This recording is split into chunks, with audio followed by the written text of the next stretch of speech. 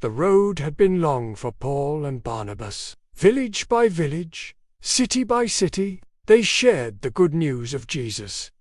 Though the journey brought both joy and hardship, their hearts stayed focused on one thing: telling people about the love and salvation of Christ. One day, they came to a town called Lystra. There, sitting quietly among the crowd, was a man who had never walked. From the day he was born, his feet had never taken a single step. He listened closely as Paul spoke, his eyes fixed, his heart open. Paul looked at him and saw something powerful, a quiet but sure belief that God could do anything. Paul raised his voice and said, "Stand up on your feet." And in that very moment, the man did something he had never done. He stood up and began to walk. The crowd gasped in amazement. Then they began shouting in their own language, calling Paul and Barnabas gods in disguise. They called Barnabas Zeus and Paul Hermes, and even the town's priest came with bulls and garlands, ready to offer sacrifices to them.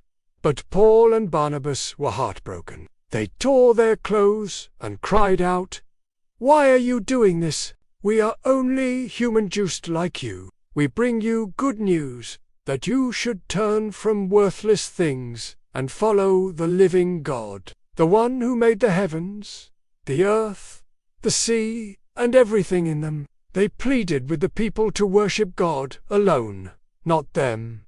But the crowd was confused, and soon others came from nearby cities who didn't like Paul's message.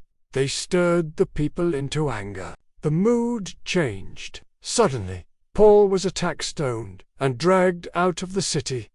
The people thought he was dead. But the Lord had more for Paul to do. As the disciples gathered around him, Paul opened his eyes.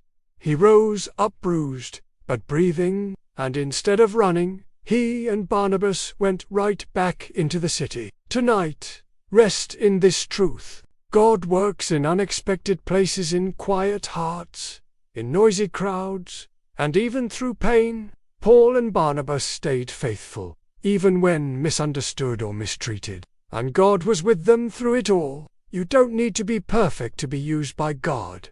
You just need to be willing. Like Paul, like Barnabas, like the man who believed he could walk.